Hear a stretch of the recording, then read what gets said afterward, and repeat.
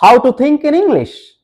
ये सबसे बड़ा सवाल बन जाता है, ये सबसे बड़ी प्रॉब्लम्स बन जाती है उन लोगों के लिए, खास करके जिनका मदर लैंग्वेज अलग है, जिनका मदर टंग अलग है। जैसे मान लीजिए मेरा मदर टंग हिंदी है, आपका मदर टंग हो सकता है पंजाबी हो, किसी का तमिल, किसी का तेलुगु। अगर उन लोगों को इंग्लिश में बोलने के लिए बोल दिया जाए या उनको इंग्लिश सीखने के लिए बोल दिया जाए, तो वो क्या करते हैं कि पहले अपने लैंग्वेज से इंग्लिश में ट्रांसलेट करते हैं, फिर बोलने की कोशिश करते हैं। जैसे एक एग्जांपल लेते हैं, आपसे किसी ने सवाल किया कि हाउ आर यू सर, आप क्या करते हैं। आप पहले इसके बारे में सोचेंगे, how are you sir, how are you means मैं, हाउ कैसा, कैसे, मैं कैसे हूं, मैं कैसा हूं। जवाब देने से पहले भी उसको क्या हिंदी में सोचोगे, फिर उसको इंग्लिश में ट्रांसलेट करने की कोशिश करोगे। मैं अच्छा हूं, मैं अच्छा हूं, मैं का आई के साथ एम, और अच्छा का good, fine, I am fine sir, I am fine. Then आप जवाब दे पाते हो।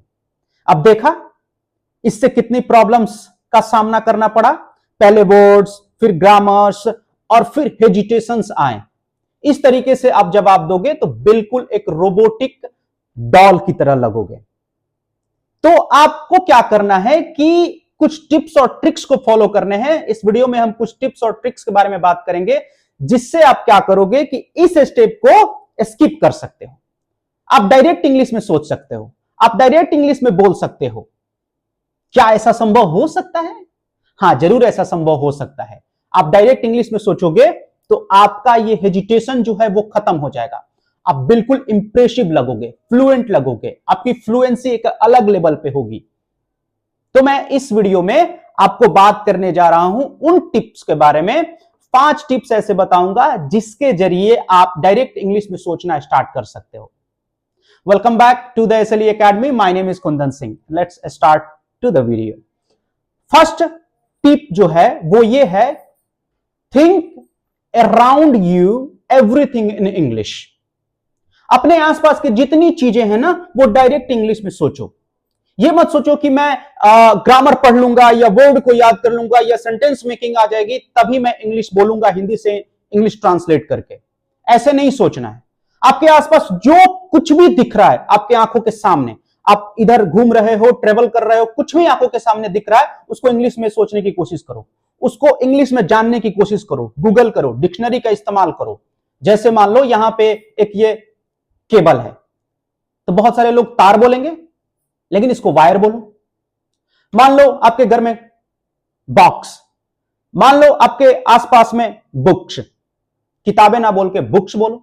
ये छोटी सी बात है, लेकिन ये छोटी सी बात अगर इस तरीके से खुद को आदत में ढालोगे, हैबिट बनाओगे, तो फिर क्या होगा ना, आपका माइंड भी उसी तरीके से सोचेगा और आप डायरेक्ट इंग्लिश में सोच सकते हो इस तरीके से। तो जो भी आपके आसपास चीजें हैं वो उसको इंग्लिश में सोचने की कोशिश करो। दूसरा टिप्स क्या हो जाता है, दूसरा ये टिप्स है, have a small conversation with yourself. छोटी छोटी कन्वर्सेशंस करो अपने आप से, खुद से, क्योंकि बहुत सारी ऐसी सेंटेंसेस होती हैं जो आपको पहले ही पता होता है। आप ग्रामर पढ़ो या इंग्लिश पढ़ो या ना पढ़ो, आप दूसरों से सुन करके ही उसको जानते हो। जैसे मान लो आपसे कोई ये बोलता है कम हियर। अब कम हियर तो एक अनपढ़ आदमी भी बता सकता है कम हियर का मतलब क्या होता है, क्योंकि आप डेली लाइफ में सुनते हो। आप डेली लाइफ में सुनते हो, मे आई कम इन सर, ये आपको पता है। ये सारे सेंटेंसेस ऐसे हैं जो आपको पता है। तो आप क्या करोगे, छोटे से कन्वर्सेशन जनरेट करोगे खुद से। जैसे मान लो आप अपने डेली रूटीन का बात कर लो। डेली रूटीन, जैसे मान लो आप बिस्तर से उठ रहे हो, बेड से उठ रहे हो, तो फिर 2 मिनट अपने आने वाले समय में, टाइम में, पूरे दिन भर जो करने वाले हैं उसको इंग्लिश में सोचो। आप उठे, उसके बाद मैं बाथरूम जाऊंगा, I'll go to bathroom, I'll take a shower, and after that you have to think according to your routine. आप सेंटेंसेस बना लिए, छोटा सा कन्वर्सेशन जनरेट किए, आपका माइंड उसी समय क्या हो गया, एक्टिवेट हो गया, इंग्लिश मोड में आ गया। आप उसी तरीके से सोचना स्टार्ट कर दोगे पूरे दिन। और ये छोटी छोटी चीजें याद रखना, बहुत हेल्प करेगी आपको इंप्रूव करने में। मैं अपनी खुद की बात बताऊं तो मैं जब मान लो ट्यूशंस जाता था, क्योंकि ट्यूशन से तो ये इंप्रूव हो नहीं सकता था, तो ट्यूशन जाता था तो मैं ट्यूशन साइकिल से जाता था, तो साइकिल पे पूरे रास्ते इंग्लिश में सोचता था, इंग्लिश में बोलता था, खुद से अपने आप से, कोई साथी नहीं मिलता था, क्योंकि आपको पता है यहां पे बोलने से पहले लोग शर्मा जाते हैं, मजाक उड़ाते हैं। इसीलिए स्मॉल कन्वर्सेशन का रखना बहुत जरूरी बन जाता है। तीसरा, think in simple sentences. Think in simple sentences. अब सबसे बड़ा गलती आप लोग क्या करते हो कि पूरी तरीके से ग्रामर सीख लूंगा, वोकैबुलरी सीख लूंगा और फिर जाकर के सेंटेंसेस बनाऊंगा, बड़े बड़े सेंटेंसेस बनाऊंगा। अरे भैया, बड़े बड़े सेंटेंसेस और छोटे छोटे सेंटेंसेस कोई अंतर नहीं है, बस एक फ्रेम का ही तो बस स्ट्रक्चर होता है, बस सिंपल सा स्ट्रक्चर होता है, उसी पे बड़े से लेकर छोटा बनता रहता है, सब्जेक्ट वर्ब ऑब्जेक्ट। तो आप शुरू में क्या करो कि छोटे छोटे सेंटेंसेस बनाओ। मैं लड़का हूं, आई एम बॉय। वह लड़की है, सी इज गर्ल। वह कुत्ता है, दैट इज डॉग। आप क्या करो, छोटे छोटे सेंटेंसेस। आपको लगता है ना कि अरे ये तो बहुत आसान है, मैं तो कर लूंगा। देखो, आप बना लोगे कॉपी पे, लेकिन बोलना, जब आपको बोलने की बारी आएगी तो बोल नहीं पाओगे, छोटे छोटे सेंटेंसेस भी बोल नहीं पाओगे। तो इस तरीके से अपने माइंड को एक सिग्नल भेजना है कि मैं उस मोड में हूं, मैं उस मूड में हूं कि मैं इंग्लिश सीखना चाहता हूं। छोटे छोटे सेंटेंसेस बनाओगे तो क्या होगा ना, आपका माइंड भी एक्टिव रहेगा, उस तरीके से सोचेगा, वर्क करेगा। तो आपको छोटे छोटे सेंटेंसेस पहले सीखने हैं। ऐसा नहीं सोचोगे कि मैं बड़ा सेंटेंसेस बनाऊंगा तब जाकर इंग्लिश सीखूंगा, नहीं। इंग्लिश की शुरुआत होती है गो देयर से ही, कम हियर से ही, मे आई कम इन से ही, वहीं से शुरुआत होती है। आपको बड़े लेवल पे सोचने की शुरू में जरूरत नहीं है, ठीक है। तो तीसरे पॉइंट को याद रखना, मेक स्मॉल सेंटेंसेस। चौथा टिप्स ये है, change your daily activities in English. अब हम हो, आप हो या कोई भी हो, आजकल सबसे बड़ा जो प्लेटफॉर्म्स हैं, जो सारे लोग यूज करते हैं, मिलियंस और बिलियंस लोग यूज करते हैं, वो है सोशल मीडिया। आप भी फेसबुक यूज करते होंगे, फेसबुक नहीं, इंस्टाग्राम यूज करते होंगे, कोई तो प्लेटफॉर्म यूज करते होंगे। आप देखना, बहुत सारे लोग उसके सेटिंग्स को हिंदी में रखे हुए हैं। ऐसा नहीं करना है।